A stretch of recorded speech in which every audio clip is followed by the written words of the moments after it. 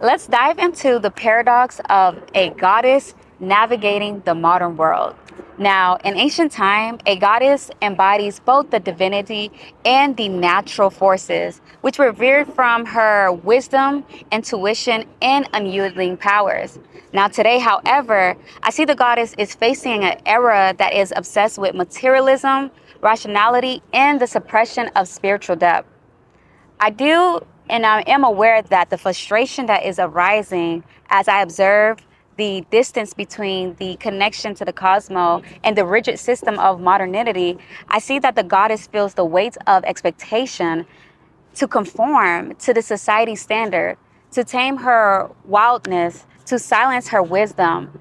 But how does one who carries the essence of nature's cycle, who embodies creation and destruction, express herself authentically in a world that fears the sacred feminine and exalts control over the unknown? Now, I see that the modern world seeks to box the goddess in. They want to define and limit her identity by external measures, neglecting the internal cycles and intuitive nature that defines her existence. Her frustration is not a mere irritation, it is the soul that is rebelling against this denial of truth. Her path then is to find ways to integrate the ancient with the modern, to channel her power in new ways unapologetically without succumbing to pressures of the society that misunderstands her essence. And struggle, I'm noticing that the modern goddess must learn to reclaim her sovereignty, to realign with her divine nature, and to remind the world that progress is not only technological, but also spiritual, requiring balance and harmony. The goddess frustration thus becomes her fuel for transformation, both for herself and the world around her. I'm also actually seeing the goddess of this modern time facing a peculiar strand and engagement of men who are confined by the limitation of their minds and heart. I see these men being conditioned by a world that prizes logic over intuition, control over vulnerability, often which find themselves incapable of truly perceiving the divine essence that the goddess embodies. To them, she is both mystery and a threat. Her depth, emotional range, and spiritual wisdom challenge their notion of power, leaving them either intimidated or feeling dismissive. I see that the heart of these men, which are constrained by societal expectation of masculinity, often fails to open fully to the type of connection that this goddess craves. Instead of sacred union, they offer transactional love, a surface level exchange where emotional vulnerability is seen as weakness.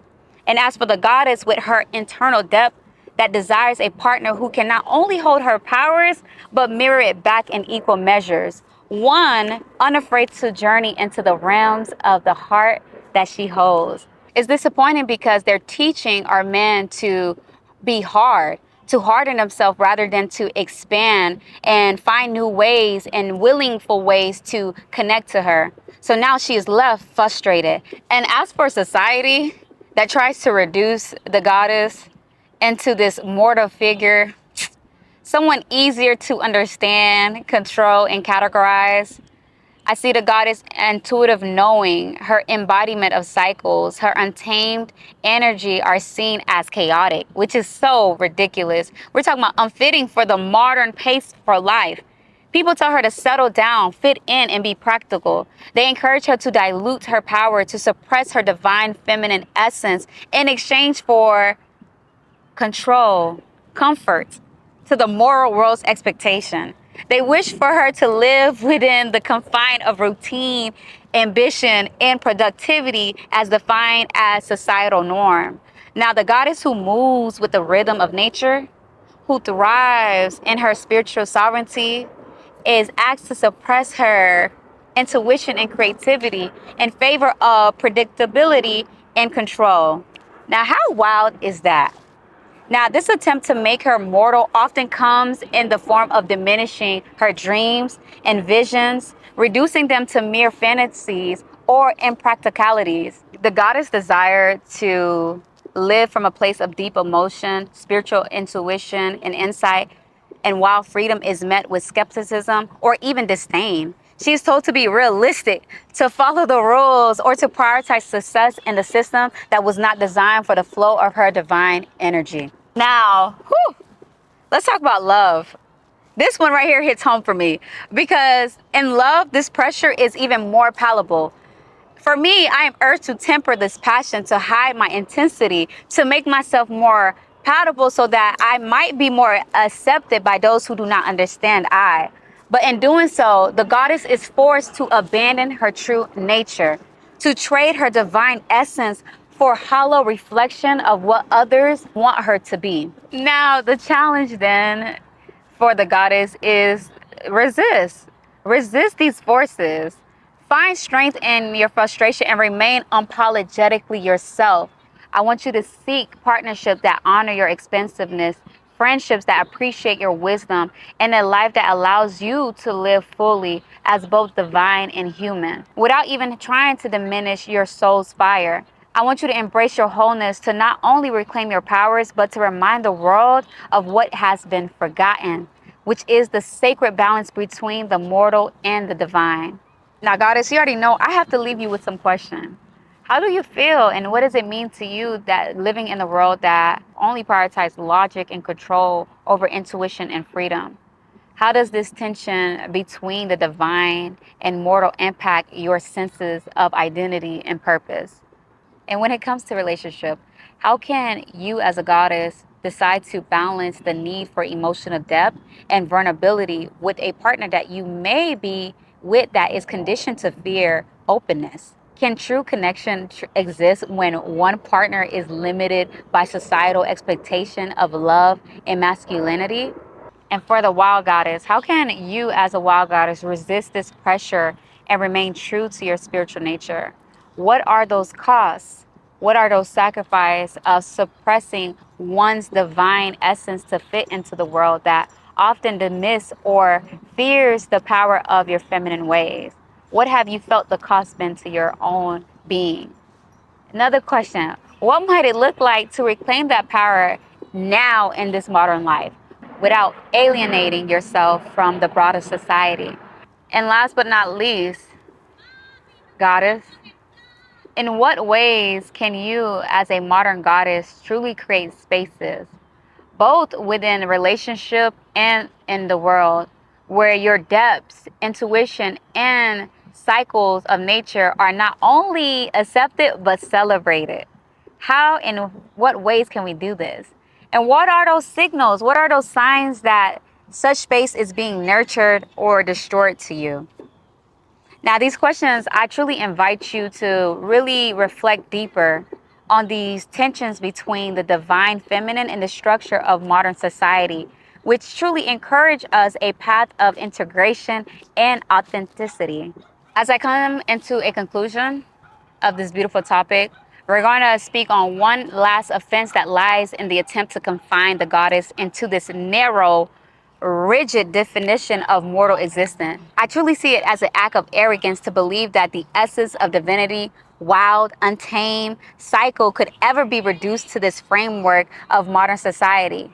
To ask a goddess to suppress her powers, to abandon her intuition, and to dim her light for the comfort of others is to deny the very forces that sustain life itself. It offends because it diminishes the sacred, treating the infinite as infinite, which is limited. We're speaking about the goddess who holds the mysteries of creation and destruction, one who dances with the cosmic rhythm, cannot be expected to live by mortal standards that prioritize linear ways and control over flow and balance. It is not simply a personal affront, but it is a collective betrayal of the divine principles that once guided human existence. Principles that honor the feminine, the cycles of nature, and the wisdom of the heart.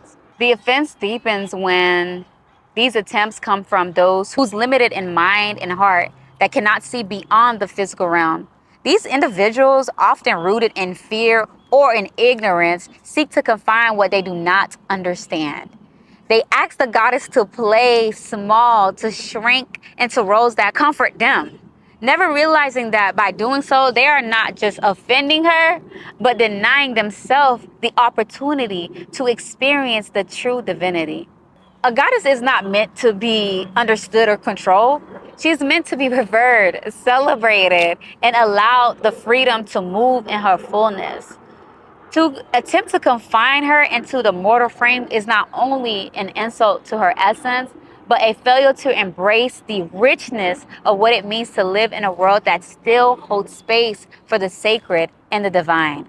This is the ultimate offense, trying to make the goddess mortal.